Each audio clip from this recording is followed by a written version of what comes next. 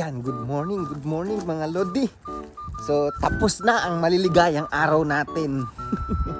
So, 3 days yata ako, 3 days halos o 4 days tayong walang pasok kasi holiday kahapon, Tuesday. And then yung Monday is nilib ko na para dire-diretso, hindi na ako babalik ng Monday. So, nakakatamad kasi ng Sabado, Linggo, tapos Lunes pasok sa Tuesday. Pahinga na naman, so dinaretso namin. So sulit naman. At nakapag long drive kami kahit paano. Ayan mga Lodi.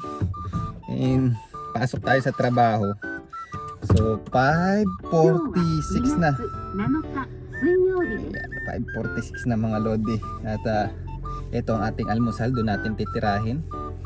Pinalamanan ni Sexy Tari kagabi ng Ladies Choice. Tapos sabi ko lagyan ng egg. Hindi yata nadinig ni Madam. Pagtingin ko kanina naka-stack sa likod na yun. Ay sus, magagamit ng mga bata gid. Ang kalat gid pag talaga may bata ka. Yan, pwede na. Ayan mga Lodi, buksan natin ang ilaw. Baliktad pala. Yun. Tingnan nyo, nakita nyo yung hamog sa windshield. So iba na. Hindi na mainit sa araw, pero sa pagdating ng hapon napakalamig na. So iba na talaga, ibig sabihin malapit nang magtaglamig mga Lodi. So pasok muna tayo sa trabaho. Mali yung orasan na yan advance masyado. Right, mamaya uli mga Lodi. Wala tayong tiga video, ang hirap tuloy ilagay ng cellphone. Yan, almusal ako, may 2 minutes pa tayo para mag-almusal. At ito yung ginawang sandwich sa atin ni Madam Sexy Tari. Nilagay niya ng Ladies Choice, tapos nilagyan ko ng tira-tira namin kahapon. Nag-barbecue kami. Dapat pupunta kami ng beach kahapon. Ang problema, punuan, wala kang parkingan, di ka makapasok kahit di mo nga matanaw yung beach. Sobrang dami ng tao na kasi mostly dito siyempre kada tao may sasakyan or kada family may sasakyan. Pag pumunta ngayon wala na, punuan. Tapos di naman katulad sa atin na sa Pilipinas na kahit saan ka mag-park. Alam mo yun, dito pag sinabing doon ka lang magpa-park kasi pag nag-park ka doon sa mga yellow lane, wala na, pwede kang matow, di ba?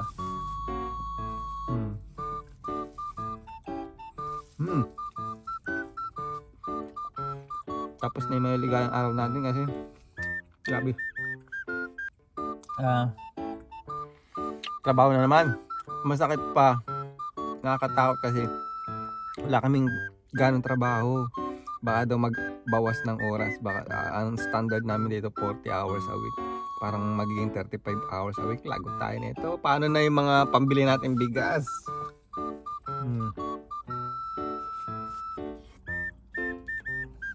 Nakasamad.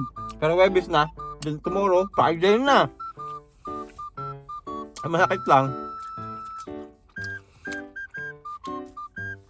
Yung katawan ko sobrang sakit. Parang yung ginawa mo sa akin. Pero yun, parang sakit nga ng katawan kasi nag-drive kami nung Sunday ba yun? Nag-long drive kami, nagpunta kami sa Mount Maunganui, Tauranga. So halos 3 hours na papunta ron, 3 hours pa uwi. Masakit pa, nag-hiking kami, buhat ko yung bunso ko.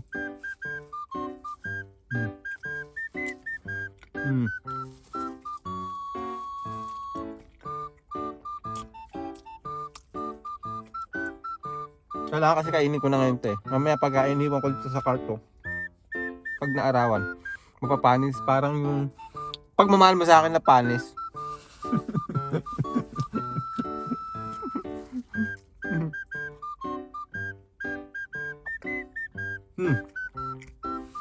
Kailangan ko ng kape sa pagising. So mamaya na lang uli. So ano lang sa balita, mga 5:55 na. Kailangan ko lang magbihis saka mag-clock in. Bye. So dito na tayo sa trabaho, meron na akong trabaho. Ang problema ko ngayon, sabi ko kanina Thursday na, Wednesday pala ngayon. Bad trip. O siya, trabaho muna tayo ha. Alright. Ayan, umuusok-usok pa mga lodi. Yan, parang kanina lang medyo madilim. Ngayon maliwanag na. Yan. Kung ano yung palaman ko sa Lady's Choice kanina, kinuha ko lang, tapos nilagyan ko yung ano, kinuha ko lang dito. Actually, binili na ni Pa ito, nakamarinate na. Yan, tira lang mga lodi para hindi masayang ang pagkain. Umuusok-usok pa. Baka to, baka. Ang sarap ng pagkakamarinate. Yan, unang subo. Actually, meron kaming kainan dun sa loob. Kaya lang, pag ganitong oras break time ko, so 9:30 to 9:50, tama ba? Ang break time ko. Tinatawagan ko sila Pa. Siyempre nakakahiya ang ingay-ingay ko. Tapos iba-ibang lahi nandun. Tagalog pa ang sinasabi ko, nakakahiya.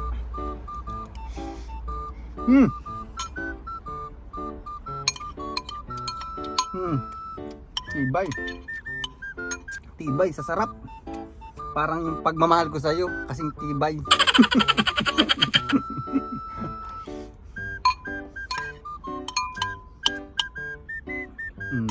Kanin tayo ngayon tapos mamayang tanghali.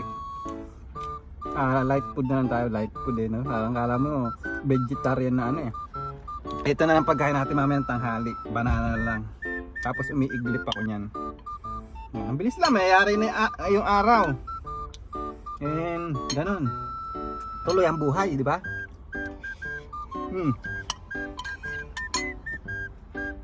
Gabi. Pag tumama ako sa loto, tumama lang ako ng mga 5 milyon na 5 milyon dolyar. Tumama ako, bili ako ng isang bahay dito. So 1 milyon na yun, 4 milyon na lang. Tapos yung 4 milyon, siyempre yung mga followers ko dyan sa Unulop saka sa Team Uno, yung 1 milyon, pamumudmud ko yan lahat. Kahit na hindi nyo ako sinusuportahan. Honestly ito yung Unulop Pigeon Racing ko, most of my viewers here in sa Team Uno, mga viewers ko, mga followers ko sa Unulop. Yung pagmumukha na to, hindi ko sukat akalain na magkakaroon ako ng 126,000 followers na yata sa Facebook page ng Unulop. And then mag 20,000 na subscribers sa YouTube. And yung pagmumukha na to, hindi ko akalaing magkakaroon ako ng ganung suporta sa iba-ibang panig ng mundo. Alam mo yun, hindi lang Pilipino yung followers natin, may mga nanonood din sa atin sa India, Australia, Canada, UK, Amerika. So swerte tayo, yun. Mapapalad tayo yung pagmumukha na to.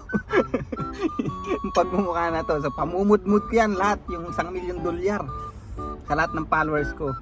Honestly, alam mo, napakahirap mag-vlog. Lalo nung unang-unang pagbablog ko is meron akong 4 na account. Pag nag-upload ako ng video ko, yung 4 na account na magkakaibang pangalan, nilalike ko yun, nagko-comment dun sa sarili kong video. Ganon katindi yung vlog ko dati. Tapos maka 100 views lang ako, tuwan-tuwa na ako. Hanggang sa upload lang ako ng upload, minsan nakakawala na rin gana dahil nga wala ka namang views. And yun, suddenly isang araw bigla na lang mayroon ako nag-viral na video, yung sa GPS race ng sa Unulop. Then yun, naging naging the rest is history na. Talagang dire-diretso na. Nagulat ako ngayon, 126,000 followers. Napakahirap magkaroon ng ganung followers. Kaya maraming salamat sa lahat ng followers ko, lalo ngayon sa mga nasumusuporta dito sa Team Uno. Kaya huwag kayong bibitaw, kasi pag nanalo talaga ako sa loto, lahat na nag-share. Kasi honestly ang dami kong kamag-anak, ang dami kong kaibigan kuno. Wala kang makikitang consistent na nag-share. So yung iba given na yun, si yung mga kapatid ko, mga parents ko, given na yan nag-share. Pero yung alam mo, yung mga malalapit sa iyo, mga pinsan, nagdrama na. Yung mga pinsan, anak, mga tito, tita, my goodness, ang dami kong tito, tita, pinsan. Wala yata nag-share, ganun no. So ganun na talaga siguro. Sabi nga kaya ka maraming viewers pero konti lang yung likes mo, kasi they don't like you, but definitely they are watching you. Ayan. Ganun yun. So ayan, okay lang. Kahit basher, may nagko-comment dati, lalo yung basher, nakaka-stress pag may basher ka. Pero okay lang. Ngayon, kasi mas maganda may basher ka kasi lalong ina-advertise ni Facebook yung ano. Kaya dati hindi ako sumasagot sa mga basher. Ngayon, nakipag-away ako sa comment kasi sa akin wala na yun. Hindi na ako nasasaktan. Immune na to eh. Pero pagka mentas nagko-comment kayo, dumadami yung ano nun, lalong nagba-viral yung video ko. Ganun yun. So ganun ang magiging vlogger ko no. Vlogger. Pero salamat, maraming salamat sa mga sumusuporta sa atin. Kaya minsan kahit paano pag nagkaka-blessing ako, nag-share ako ng Gcash. Yun. So yung 3 milyon gagawin natin dun. Dali lang. So may bahay na tayo dito sa New Zealand. Bibili ako sa Queenstown. Napakaganda ng lugar ng Queenstown ng New Zealand. Parang nagulog ng kagandahan yung Panginoon. Doon lahat tinapon sa Queenstown. Napakaganda. And 1 milyon pinamunmod ko sa mga followers natin. Hindi, may 3 milyon. Bibili ako ng $1 milyon naman. Bibili ako ng malaking lupain sa Pilipinas. Yung my farm para mga early retire na kami ni Sexy Tari. Kasi yung bibiling kong bahay dito parerentahan ko mga lodi. Tapos bibili ako ng bahay, lupa, farm dun sa Pilipinas. Uwi na kami ni Sexy Tari. Tapos yung mga anak ko, bahala na kayo dito. Yeah, bibilang ko pala ng tigi-tigisang bahay yung mga anak ko. Tapos so kung may matira pa dun sa 2 milyon o 1 milyon na lang matira, yung mga magulang namin ni Sexy Tari, pati yung mga close namin, mga close relatives, kasi hindi porket kamag-anak mo eh. Iba kamag-anak lang mo yung words eh, pero never kang tinulungan eh. Alam mo yun? Never ka na nga tinulungan, hatakin ka pa baba. Ayan. So, but okay lang, God bless you. But yun nga, lakas magparinig no? Ang daming tatamaan sa vlog ko na to, honestly. Yan. Kahit dito sa New Zealand, ang dami kong kaibigan kuno. Yan, maraming nakakilala sa Pilipino dito, kahit yung mga co-flyer ko. Pero alam ko, na pag nakatalikod ako, sinasabihan nyo ako ng masama. Yan. Di ba, hindi kayo nag-iisa, ganun din naman ako pag nakatalikod kayo. Marami rin ako sinasabi. But yun, marami. Sobrang dami, lalo pag yung mga vlog ko. Sigurado ako nagtataas ng kilay sila. Yan. Yan. Kaya sigurado pag pumunta ako sa vlog nito, pag nasa lubong ko Pilipino, ng Gerald to ito yung wala naman ako sinasabi sa vlog, may sinabi ko. Ganyan naman tayo mga Pilipino. Maging lang tayo, honest tayo sa sarili. Ganyan naman tayo mga Pilipino. Pag nakaharap, ang bait. Pag nakatalikod, ayan na, patay na. Anyway, magandang araw sa inyo lahat. Kainin ko muna to, tawagan ko sila Sexy Tari. Alright? Mamaya uli.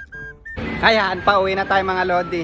Medyo sad yung hapon natin kasi may masamang balita, may bad news, but sa ako na lang ikukwento at ayoko magpakasira ngayong araw. Gusto kong i-enjoy yung araw ko dahil mag-aalaga pa tayo ng bata. Ito yung bata ko, ayan o. Andiyan na ito, din wrap up na ni Pai. Kaalis lang ni Pai. Salitan kami pag-alaga, ayan o. Ayan na! Hey! Daddy! Ayan. Ito lang yung mga nagpapalakas ng loob ko mga lodi. Kaya wala akong karapatang malungkot ngayon kasi mahalaga, walang sakit yung mga anak ko. Pero ito, meron akong may binigay sa akin papel ngayong hapon lang. At yung nilalaman nun medyo, hindi medyo, masamang balita. But anyway, dito ko na lang muna yarin yung vlog namin. See you next vlog. Bye. Ay, how are you pala kuya no? No, I said how are you? You good? Yes. Tignan mo isa nilalaro niya tubig Naughty boy. Huwag mo laruin yan. Bye-bye ka na. Bye-bye. Say bye-bye. Naughty ka talaga,